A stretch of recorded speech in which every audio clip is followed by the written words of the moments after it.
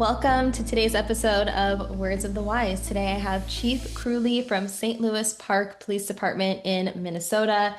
20th year in law enforcement. Wellness is something that is a huge priority to him and his organization. So I'm really looking forward to today's conversation. Welcome to the show, Chief Kruelle. Thank you so much for being here today. Yeah, thank you, Paige. I appreciate the opportunity to have a chat with you today, and it's an important topic, one I know that we share a great deal of passion for. Absolutely. I'm really looking forward to diving in. You have some things we talked offline, and there's some things that you said that I thought were really unique and different from other conversations I've had previously. But before we do that, I was hoping that you could give a little bit of background on you. Yeah, sounds good. Like you said, this is my 20th year in policing. It's not where I started my professional career after college. Got my degree in accounting and spent about the next 9 years in the accounting and finance world before I realized I just needed to do something for me that had a little bit more meaning and connected to service and giving back. And, I always had the pull towards policing and just never really uh, made the decision, I guess, to go all in on that. But after 9 years in accounting and finance, I decided it was time to make that leap or just spend the rest of my professional career in accounting. But yeah, I made that change and no regrets on that. I've really enjoyed the ability to serve and lead others in this space. Yeah, so now celebrating my 20th year.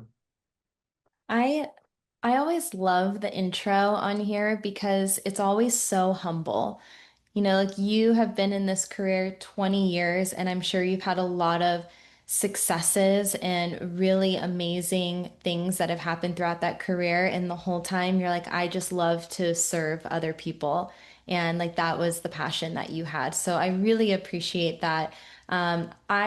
I'm interested in because you didn't tell me this offline that you were in finance before and accounting. Do you think that that has translated now to maybe some of the strengths that you're able to offer within your organization? We know that financial wellness is kind of a challenge and maybe something that's not widely offered within policing. Do you think that you've been able to take some of those tools and integrate that within your organization?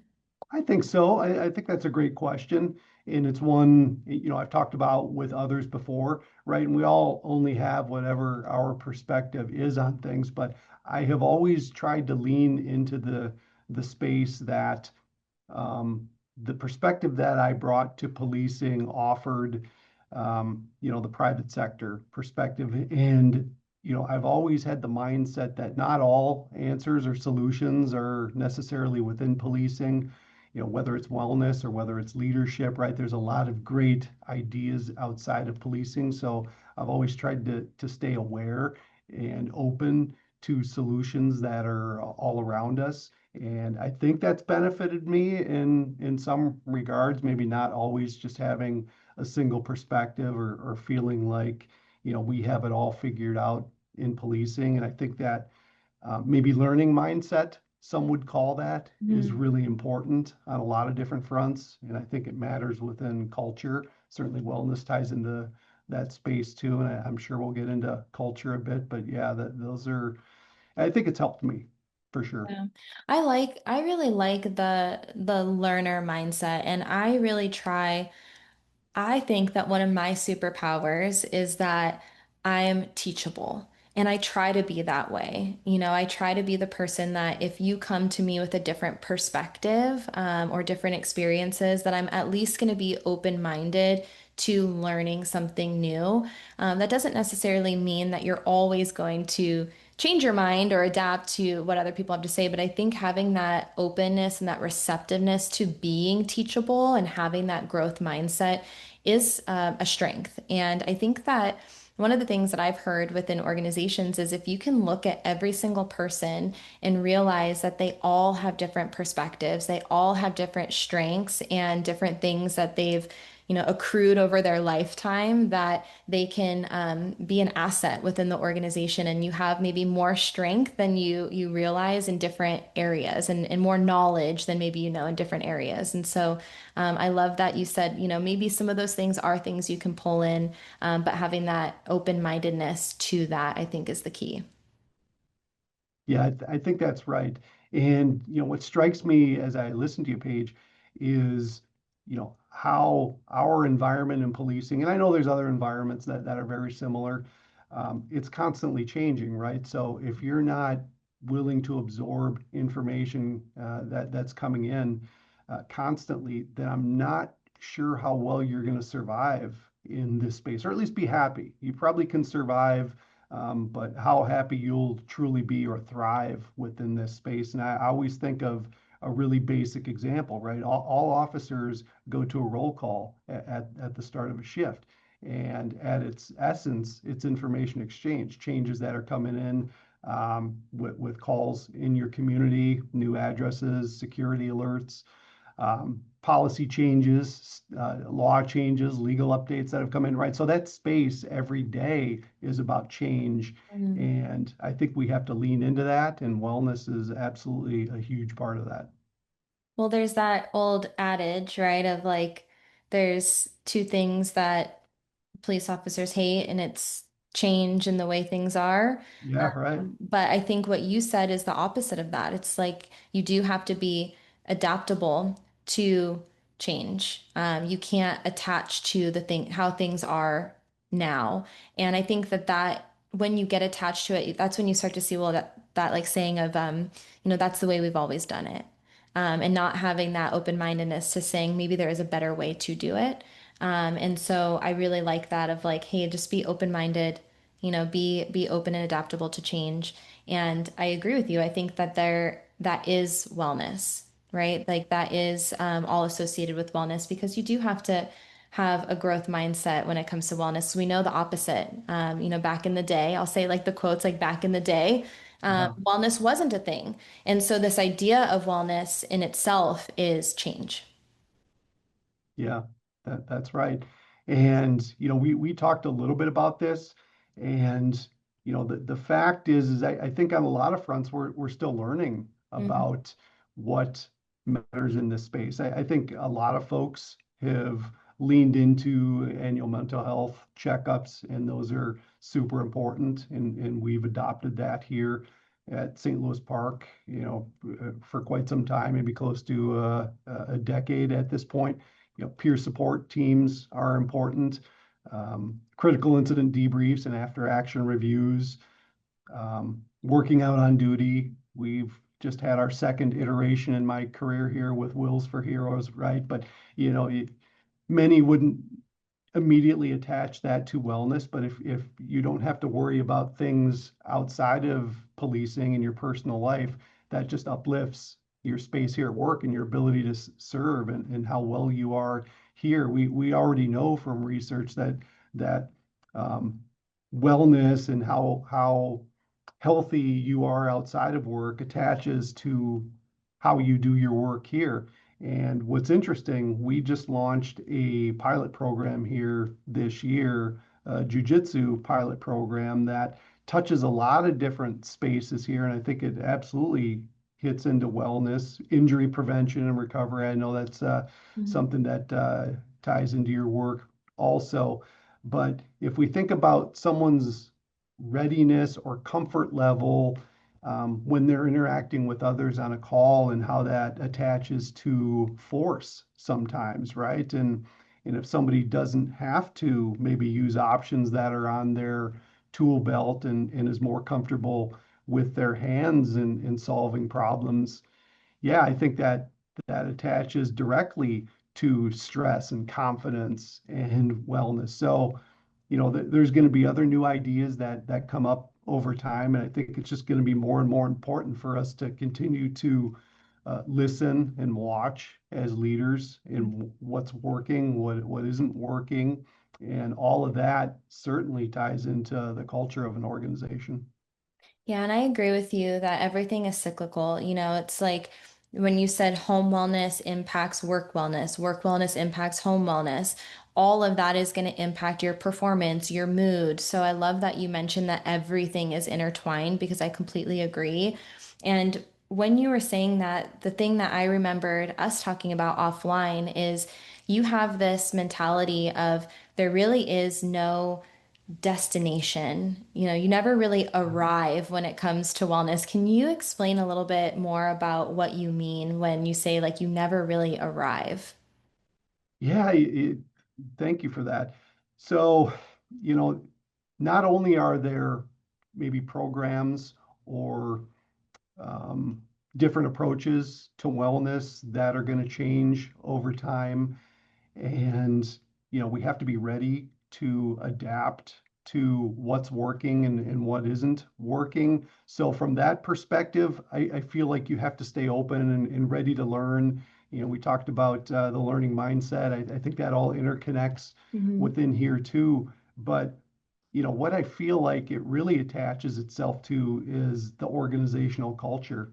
Mm. And if you have a healthy culture, you're constantly working at that, right? If you feel like you've arrived at your culture, then you're at risk of stopping the work that needs to take place every day, supporting your people, showing up for them, those small conversations. It just should not be unusual within an organization for a chief of police or a command staff member to be aware of what significant calls look like, right? The death of a newborn and an officer responding to that call, and understand that that can be impactful, but not just for the brand new officer, but the seasoned one. And I feel like when you've arrived on some level in terms of wellness, being balanced within the organization, it shouldn't be unusual for command staff members, for supervisors at all levels to openly have those conversations with their officer. Hey, how are you doing? I heard you were on a tough call yesterday. Make sure you check in with our mental health provider if you need to, connecting the dots on peer support networks within your organization. And I think one of the, I don't know if it's unique or not, thing. But, our peer support team members here are selected by our officers. Hmm. And, I think that gives a level of credibility to those who are going to enter the space of trying to provide peer support counseling to their peers, that they've been voted in there because they trust that group, and trust and culture, it all ties together. So if you're not showing up in these spaces on a daily basis, then you're at risk of falling backwards in terms of how you execute in this space, I believe. So yeah, you have to work at it every single day. Yeah. And I think that that can go with individuals and organizations, that it's this constant effort. One of the things I wrote down that I thought was maybe an interesting mindset, and I don't know if this is what you meant, but this is what I thought when you said it, is that this idea of arriving creates stagnation. Yeah, Because that's you're right. like, okay, like I got here, I'm good. And then there's stagnation in that idea of I've arrived. And if you're not growing, you're falling behind because we do know things move quickly. And this could be in so many different aspects. This could be in leadership, this could be in technology and wellness. But if you're not growing, you're falling behind. And you said that right at the end, like you're falling short. And so that's exactly what I thought about when you said that. I wanted to talk a little bit more about what you said about making it normal for leadership to talk about these things because I find that right now we're in an interesting time where everyone who's in executive leadership comes from the old suck it up buttercup mentality.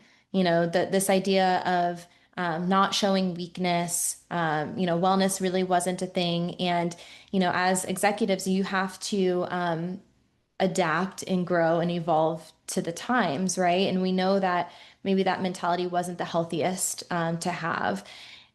And now it's this new culture of communication and trying to normalize wellness. how have you taken those steps for yourself to become comfortable talking about these things and sharing those things with your organization? Yeah, I think it's a process over the course of a decade, right? We've gotten better Mhm. at it in terms of how those are accepted, and I think that is a hugely important word, normalizing, because I think you have to arrive at that space. Not to say you stop learning and stagnation, like you said perfectly there, but it has to become normalized. It can't be unusual or stand out if the chief or a command staff member or a supervisor says, "Hey, how are you doing?" Because in order for wellness to really reach all spaces and be founded in trust and a belief that the organization is going to do what matters when it counts, I think you have to have that normalization. And part of that normalization is really humanization of Mhm. this. And I don't know how good we have been in the history of our profession in terms of bringing humanity into the spaces inside our own walls, right? We've sort of always preached service and operating at a really high level effectively outward, but we haven't done as good a job inwardly.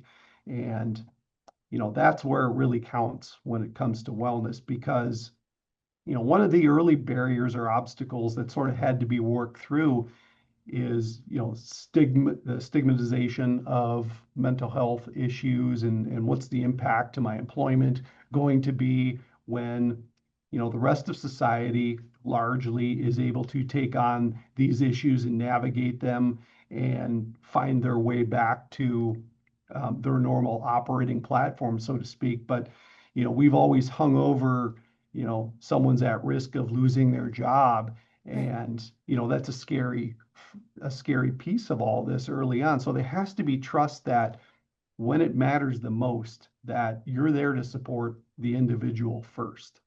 And I think when folks buy into that, they trust it, they see it, right? You Mhm. can't just say it. Yeah. They have to actually see it, and they have to hear it too. How are you doing? These aren't hard steps to normalize and humanize. And if you're not humanizing in other ways, you can't just humanize this in wellness and assume that your culture is going to be strong in all ways. It has to show up in a lot of spaces, right? How you write policies. Mhm. Certainly, in some areas, it's important to understand what the concerns of your officers are when you make change, or at least communicate change. So this really hits a lot of different spaces. There are a few things I want to unpack in what you just said, and I wrote some things down. So, um, I'm curious to know if you think, because from what I'm hearing, humanizing yourself as a leader is how you're building trust within your organization and creating that safe or a space of safety. You're saying, hey, I'm human. I've done these things, it's okay, it's normal, asking how are you doing, creating that human touch and an approach within leadership. Do you think that the same thing can go with just humanizing the badge in general? Do you think that that builds more trust and support also within the community? Yeah, great question. I think it does. Mm. Um, I think as we become more genuine and authentic with each other, we're not creating this dichotomy in spaces, so to speak. Um, so I think it really does matter. We, like I said before, we've been good outwardly in a lot of different ways, um, but have been far from perfect. So yeah, I think it really is important and does connect outwardly for sure.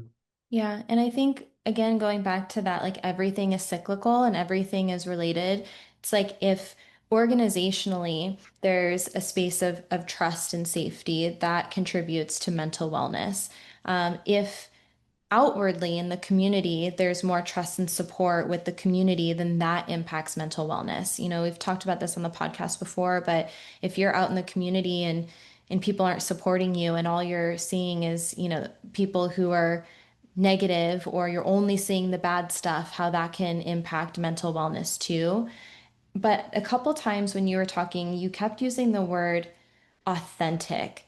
And I think that that is the key word for all of it. Because if you are trying to do this and it's not authentic, when you said people have to see it and they have to believe it and trust it, you guys are really good at sniffing out the BS. Like if you're in leadership and you're saying, "Hey, like we support you and like are you okay?" but there's really no substance behind that and your actions maybe aren't matching your words, people are not going to have that space of safety. So I love that you said like people need to see it and you have to back it up with action and it has to be authentic. And I think that that's just in general, like everything that we do I think people are looking at us to see like, are they for real? You know? Yeah. Yeah, I think that's right. And you know what underpins this a lot, and I have this conversation regularly, and that is consistency. You Mhm. can't be authentic if you're inconsistent with this. So you have to show up every single day with this. You can't just show up when it's hard or people aren't going to buy into it, right? Well, what's going on the days where there isn't tragedy or there isn't difficulty? Are you showing up for folks and being available in those moments, making yourself available? Open door policy, right? Yeah. We want all of our leaders to be that way, but it's what you do consistently. And if you're not consistent with it, you're exactly right. That's how officers or cops, right? They sniff out the BS. For sure. It's funny because when we talked right before this, I was like, "Hey, how do you know some of those things?" And you're like, "Because I was a detective and like I'm really good at my job, you know." And so I think that there are things that are ingrained in you in this career, and that's one of them is to be able to see like if people are telling the truth or not, if are they consistent or not. So I really appreciate that.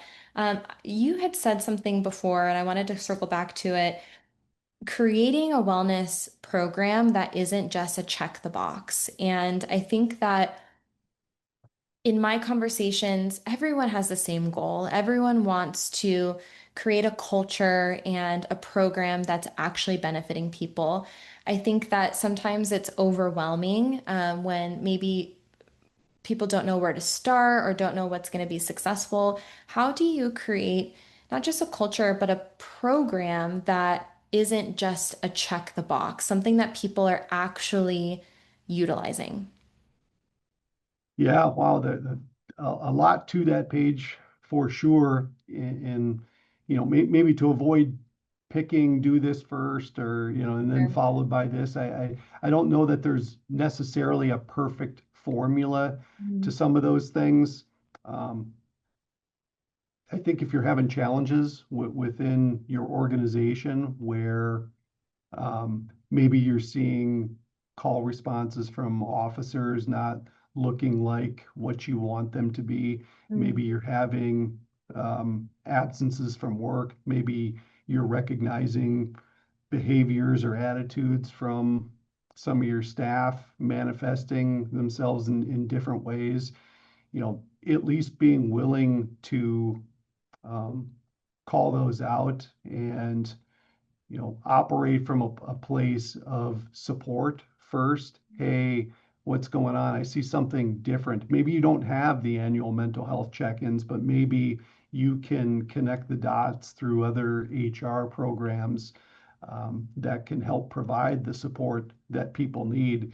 If you operate from a space where you're just trying to support your people for whatever that means ultimately, it doesn't have to be a mental health program or a peer support, but you should at least be leaning into the space of trying to make your staff be as good as they can be and survive the traumas that our profession faces. A really easy one is critical incident debriefs after action reviews.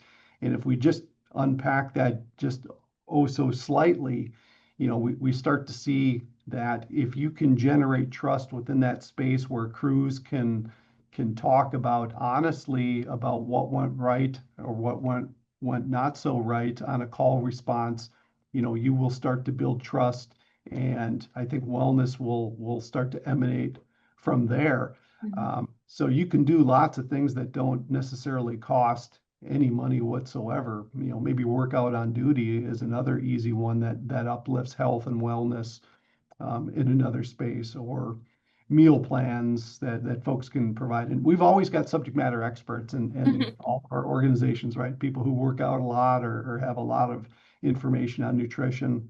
You just got to get moving, right? Yeah. And go from there. Yeah. I mean, I get to me, it sounds like just start trying stuff.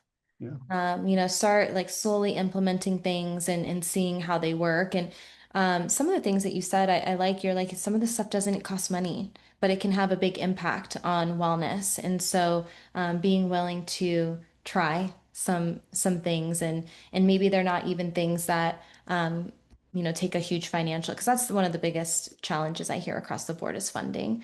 And people are saying that they don't have the funds available, but creating a culture of wellness and asking people how they are, that doesn't cost any money. It takes effort, but it doesn't take That's right. finances. So I appreciate that. I know, I mean, you've led wellness efforts for a decade, so this is not something that's new to you. And um, I'm curious to know, maybe like one of the biggest lessons that you've learned in the last 10 years, and what do you think is still the biggest challenge in the wellness space right now? Ooh, that's a tough one. So, one of the lessons I think that we have learned is, it goes back to the basics. We just cannot be satisfied that we have it all figured out. We don't. We've added a lot of things as we've gone along. The annual mental health check-ins that we've done was one of our earlier steps, and then we sort of morphed into peer support teams. We've gotten better at critical incident debriefs and what those look like, and sometimes bringing professionals into that space. We're doing the workout on duties, the Wills for Heroes coming in. Um, it really just is tied into culture. I think for me, as I have moved through the ranks, I have seen that getting your culture right and making sure that a culture that is supportive of your people underpins this so significantly, because for a wellness program, if you really get deep into the trenches with all of these things, there just has to be trust, Yeah. because eventually you are going to come across situations with employees who are dealing with something a little bit more significant than the average issues, and they need to be able to trust that you've got their back, and it isn't going to be an employment issue if it doesn't need to be an employment issue. And I think that is just so important, the Yeah. having a culture that supports this. I know we talked a little bit, and I think that this ties into wellness too, because the next generation, we have this opportunity with the next generation coming in that is not going to have the same experience as you guys. They are coming in, and wellness is something that they've always been exposed to, for the most part. And it's you guys laying this foundation now, saying wellness is normal, it's necessary. Here are the things that we're going to do post critical incident. Here's the peer support team if and when you need it. Here's our jujitsu program, and this is going to help with, your physical wellness or your workout and duty. And so there's this opportunity right now to influence the next generation of leaders to prioritize wellness because it's something that is so normal to them.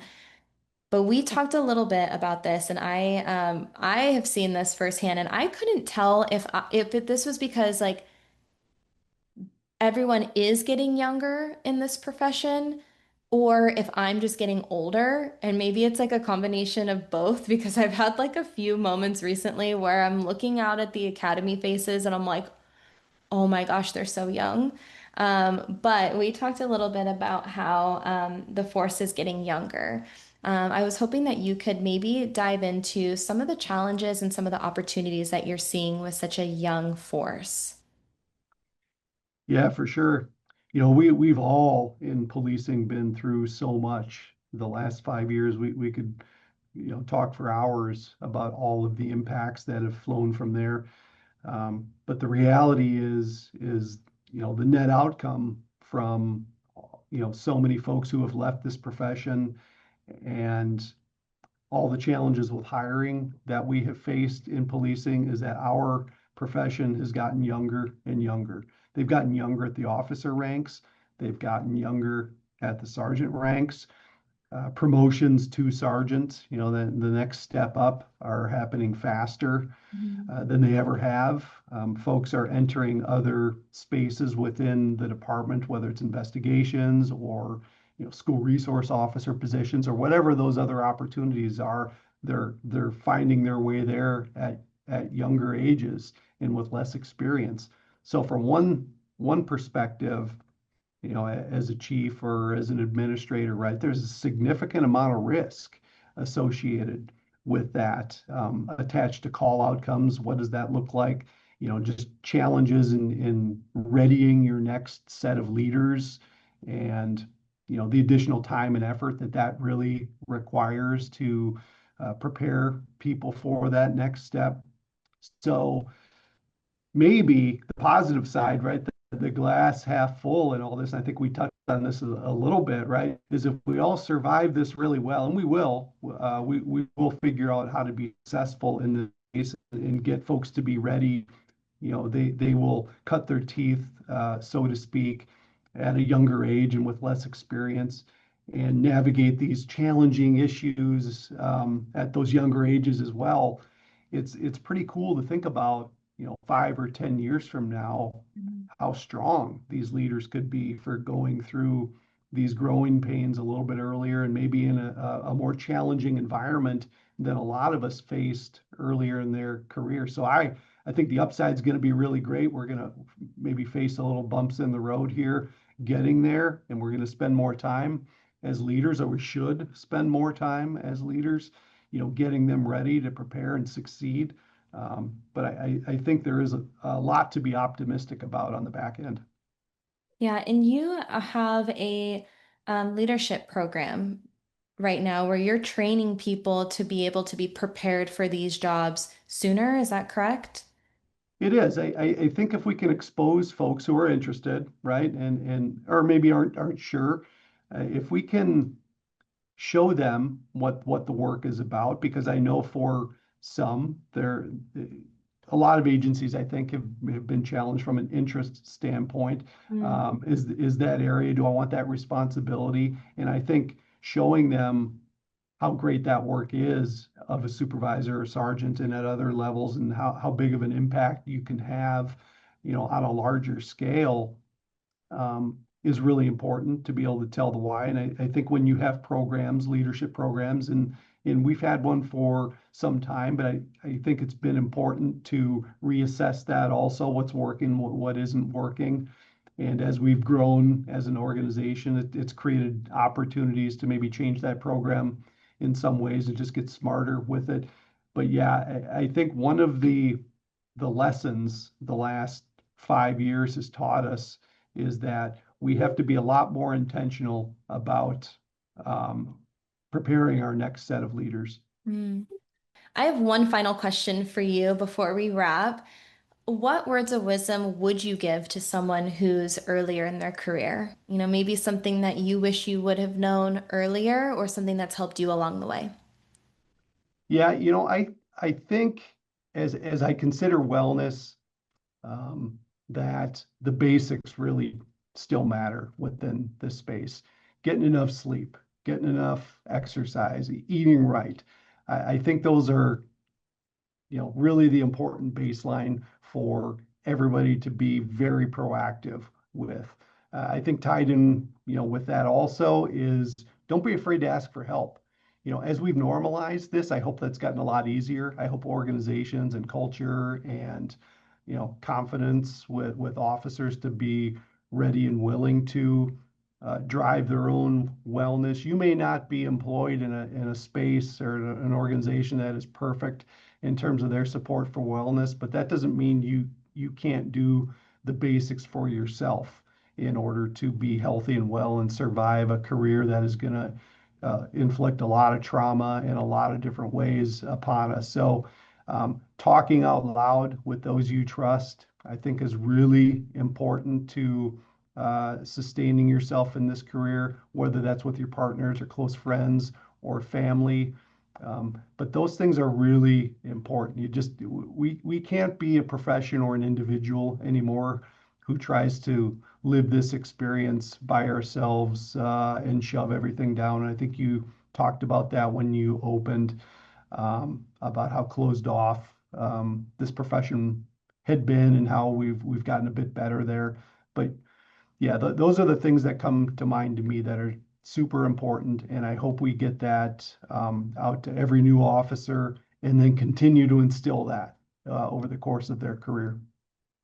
Thank you. I appreciate your time so much. Thank you for coming on and sharing your insights. Having 10 years experience, in the wellness space is something that should be celebrated, honestly. It's not something that's normal. So I appreciate your proactiveness with it and being one of the leaders in the space. I want to give you the floor. If there's anything that we missed, anything else that we want to add, but that's all I have for you. Yeah, thanks, Paige. Thank you for the opportunity to just continue to carry the message on this subject. I think it is a really great example of our growth within policing that we've taken this issue on, and I think it's going to attract a lot of others into this career as we get it right and just show um, the amount of support that we're willing to give our partners and tell our story about, not just how we serve the community, but how we serve those who choose to serve others as well. So yeah, thank you for allowing us to continue to carry the torch in this area. Of course. We'll stay in touch for sure. I appreciate your time. Thank you, Paige.